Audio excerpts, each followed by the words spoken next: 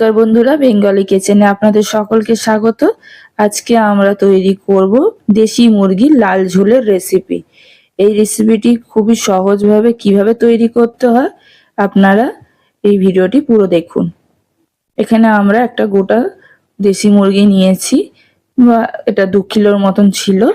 এখানে দুটো বড় সাইজের পেঁয়াজ এবং আলু কেটে নিয়েছি।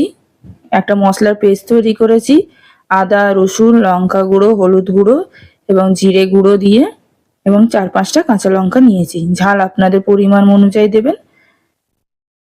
কড়াইতে প্রথমে তেল গরম করে নিয়ে এখানে কেটে রাখা আলুগুলোকে দিয়ে ভালো মতন ভেজে নেব। আলুগুলোর সাইজ একটু বড় মাপের কাটবেন, কারণ সেদ্ধ হতে দেশি মুরগি একটু বেশি সময় লাগে, হয়তো আলু গলে যাবে।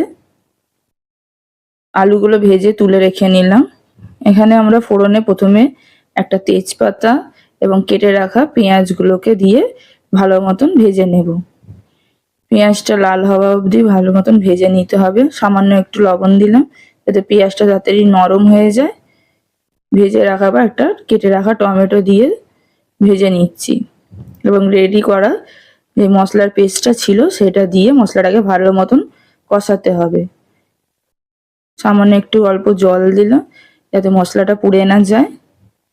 মশলাটা যখন অল্প কষানো হয়ে যাবে তখন পরিষ্কার করে রাখা দেশি মুরগিগুলো দিয়ে দেবো, চিকেনটা দিয়ে দেবো। দিয়ে ভালো মতন কিছুক্ষণ সময় নিয়ে কিছুক্ষণ ভালো করে কষিয়ে নিতে হবে। যখন মশলা কষানোর গন্ধ বেরিয়ে যাবে বা তেল ছেড়ে দেবে, তখন এর মধ্যে আমরা দিয়ে দেব সামান্য কিছুটা গরম মশলা।